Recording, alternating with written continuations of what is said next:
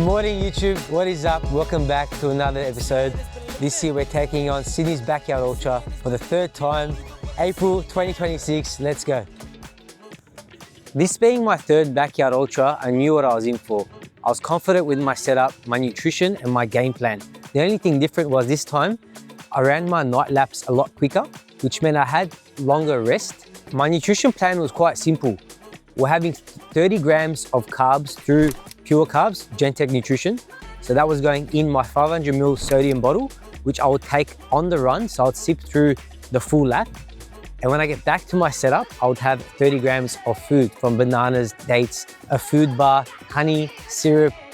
At night, I was switching it up to bars, like actual Morton bars or Cliff bars. I would have time to sleep at night and then I'd eat on the run. So that was my game plan going into it this time. 60 grams of carbs every hour with 500 mils of water with 500 milligrams of sodium. And then every 3 hours, every third hour, we're introducing 30 grams of protein. That was from Papa Macros. All my Papa Macros meals. So we're very fortunate enough, thank you Marco, for sending me out those meals on the day. First meal, 30 grams protein, 70 grams carbs, Papa Macros double chopped pancake. Caffeine, we had some Red Bull sent out to us, which was amazing. For caffeine, we're having a Red Bull every time we needed something to pick me up, but that was my only source of caffeine on the day, which also had 30 grams of carbs. So when I didn't want to have the pure carb drink, I would have the Red Bull with normal water and a sodium tablet. So I was alternating and switching it up, and my crew were aware of this, and we had everything on the game plan on an Excel spreadsheet, which really helped on the day so that everyone could follow. We had a good 12 to 14 week prep solely on Backyard Ultra. So I was doing a lot of Backyard Ultra stimulation runs where I'd go do laps. I'll do like 4 laps of the Bay Run, which is 7 kilometers. So I'll do 1 lap every hour on the hour. So I did 4 in the morning and then I came back and I did 4 in the afternoon to practice running on tired legs. I did 120 kilometer, 24-hour backyard stimulation as well. The mileage had built up. We were like on the verge of not getting injured, and we were still controlling that, managing that with the fatigue and recovery and sleep and daily sauna, compression boots, remedial massages. So we're really on top of the prep this time around. Come down, let's go. Beautiful day. All right, we're 10 minutes out. Just want to say a big thank you to all my sponsors. Before we get started, whatever happens, happens. It's in God's hands. I've done the work and He's already seen what's going to happen. So I just want to say a big thank you, especially to Hannah from Red Bull for supporting me, supplying me with all the Red Bulls. We got Papa Macros, Marco, thank you for all my meals I'm gonna have today. Nick Jones from Gentech Nutrition, Work Scene for these amazing prints. And then all my other sponsors, Tariq from Uprise, Joseph from Jacob, too many sponsors. My dad from Anto's Pizza. We got Shunt from Clear Vision Plumbing, thank you. And then we got Team of Variations. We got Harry from Alchemy of Hair, and I think that's everyone. So thank you very much, guys. This is Backyard Ultra Sydney 2026. Let's go. So going into this for the third time, I was feeling confident. I was feeling good. The morning was a bit rushed. We had everything sorted, but I just felt like it all happened so quick, which it didn't. We started the race well. I started running with a few of my friends, which is always great. First lap. We're on the way, me and Hagog. He forgot his Oakley, so he looks sexy today. But yeah, feeling good. Very rushed morning. But yeah, lap 1. Before you knew it, it was time for night laps with the headlamps on. And then we got to 100 kilometers and we were still feeling very solid. Having a solid crew was the main thing, but I did have one friend, Offset, who actually stayed with me for the whole 30 hours. He was prepared to go for as long as I could. I did have my parents come by in the morning, my sister with her kids.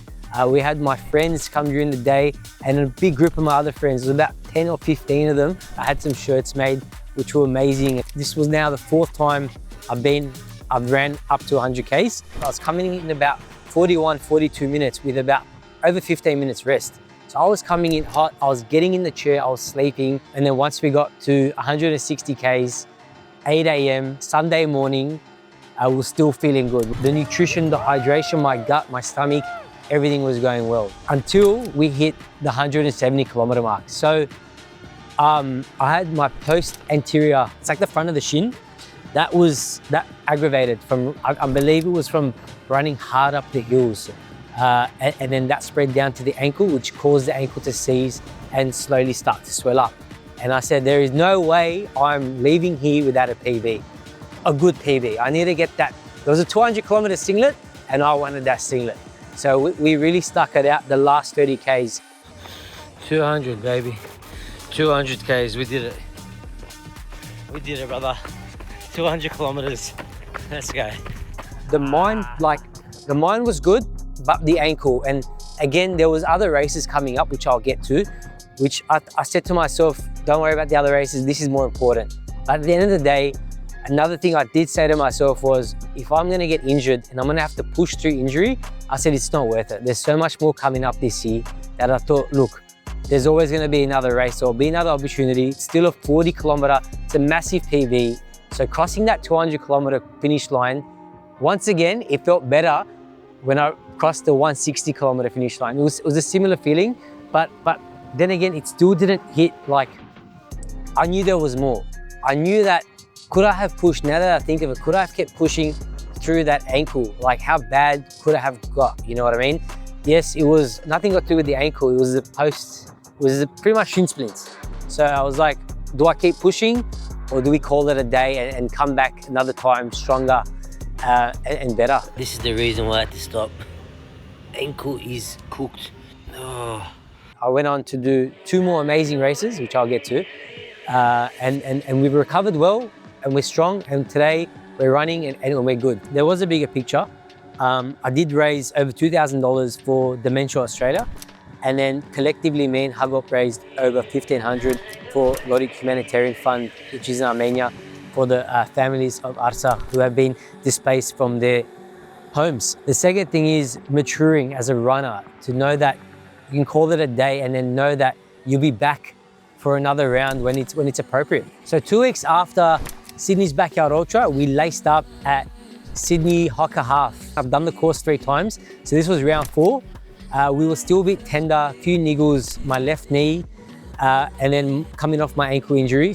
And we hadn't trained for speed. We've just been doing long distance, like endurance. We still managed to crack a PB, which was amazing. And then 2 weeks after that was a massive one.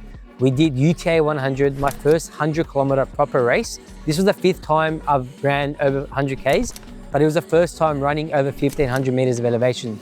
UTA 100 had over 4,000 meters and we came 74th out of over 1,600 people. So I was pretty happy with that for my debut 100-kilometer point-to-point race. I'll definitely be back. That was amazing. On the day I said I'm never doing this again. The amount of hills, stairs, elevation, downhills just cooks your knees, your ankles, your quads, but that's the game. So we love it. That's why we do it and we're coming back. Next, we have Gold Coast Marathon, where we'll be attempting another PB.